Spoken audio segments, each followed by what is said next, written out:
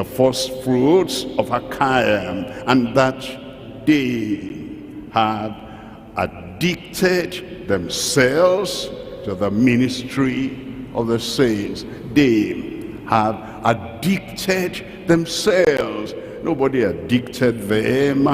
They chose that addiction.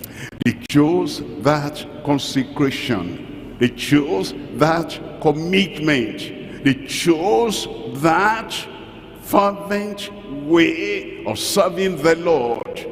Rainy season, dry season, fruitless season, fruitful season, fearsome period, whenever, whatever, they made up their minds, absolute surrender, complete, consecrate the Lord.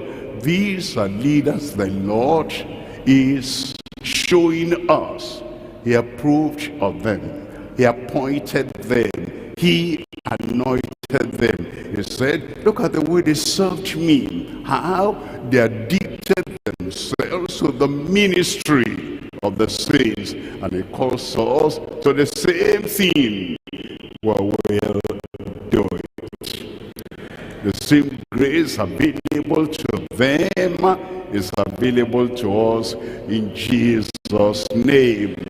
And look at verse 17. In verse 17, I am glad of the coming of Stephanus. I am glad of the coming of Stephanus and Fortunatus and Achaicus, for that which was lacking on your part, they have supplied.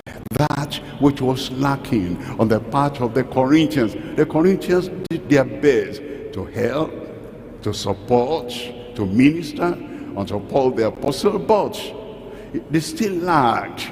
And then Stephanus and these other two people, they looked at this is lacking, because they had addicted themselves to the ministry of the saints and to the ministry of the servants of God. Whatever was lacking, they just supplied.